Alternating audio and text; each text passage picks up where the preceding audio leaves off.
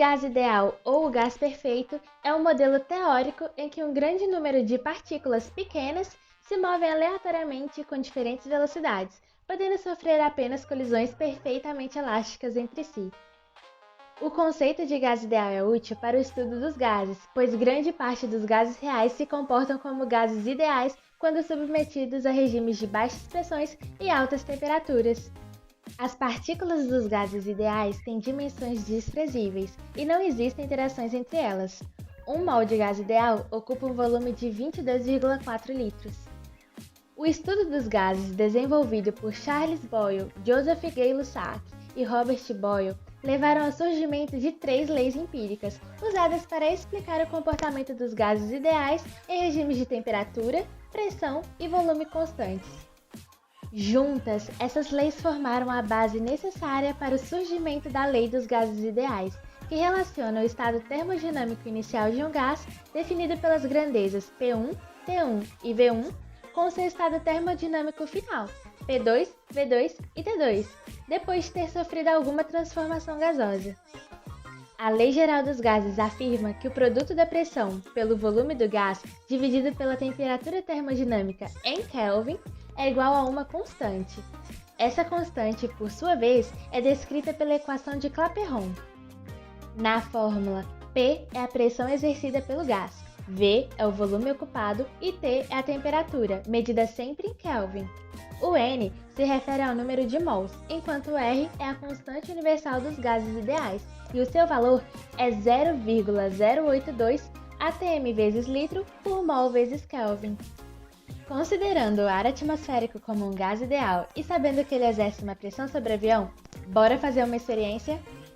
Uma garrafa de plástico vazia foi aberta quando o avião já havia atingido sua altitude máxima e a pressão interna já estava fixada. Em seguida, ela foi fechada.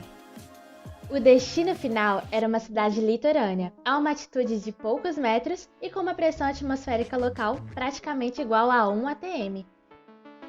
Assim, a garrafa murchou porque a pressão atmosférica externa era maior do que a pressão no interior da garrafa, que ainda tinha o mesmo valor da pressão interna do avião no nível de cruzeiro. Já em solo, a boca da garrafa foi mergulhada de ponta cabeça em um volume de água suficientemente grande para encher quase metade dela. Depois, a tampa é aberta até começar a entrar água na garrafa, somente água, sem deixar entrar o ar, que irá preencher a diferença de volume de ar e deixar a garrafa com o formato original. A tampa é fechada e retirada da água, sendo virada de cabeça para cima. Você pode ver nas figuras o processo antes e depois. Já deu para perceber que a pressão do ar dentro do avião é menor do que a do nível do mar, mas também podemos estimar o valor dessa pressão e a altitude do voo a partir da medida desse volume de água sugado para dentro da garrafa. Como já vimos, a equação de estado dos gases ideais é PV igual a nRT. Considerando que o ar atmosférico é um gás ideal e que a temperatura dentro do avião não é tão diferente da temperatura em solo no momento de encher a garrafa de água, aplicamos a seguinte relação entre os dois instantes. A pressão do avião vezes o volume ocupado pelo gás no avião é igual à pressão do solo vezes o volume ocupado pelo gás no solo.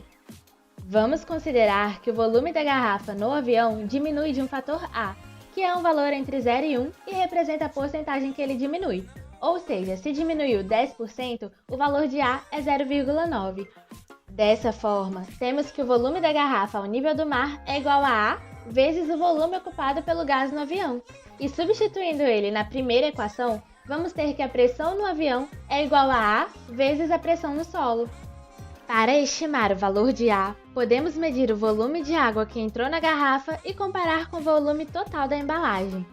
Precisamos medir o raio da base e a altura do líquido com a garrafa em pé.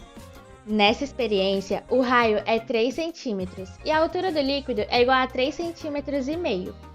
Quando calculamos, temos que seu volume é igual a 100 cm3. Como a garrafa contém 400 ml, podemos considerar que o seu volume é 400 cm3. Fazendo a razão entre o volume da água e o volume da garrafa, temos 0,25. Então o valor de A vai ser igual a 1 menos 0,25, que é igual a 0,75. Assim, a pressão atmosférica dentro do avião é 25% menor que a pressão ao nível do mar. Agora, para descobrir a altitude, podemos substituir o inverso da razão P sobre P0 pelo valor da razão calculada anteriormente nessa equação aí, que relaciona a altitude Z e a pressão atmosférica P. A dedução dessa equação é muito complexa, mas a professora Alice Marlene Green, da Universidade Federal do Paraná, nos deu uma forcinha. Em suas notas de aula de meteorologia básica, ela nos diz que a altitude H é igual à constante dos gases vezes a temperatura em Kelvin dividida pela gravidade. Assim, para uma temperatura de 20 graus Celsius, que equivale a 293 kelvins, a altitude vai ser igual a 8.580 metros. Assim, estimamos que a altitude da atmosfera simulada dentro do avião é a que encontraríamos estando a 2.468 metros fora dele. Ou seja, a pressão do ar dentro do avião é a mesma que teria se estivesse em um lugar a essa altitude. Agora, se você quisesse descobrir a altitude de voo do avião, a garrafa deveria ser aberta fora dele, mas isso não é recomendado.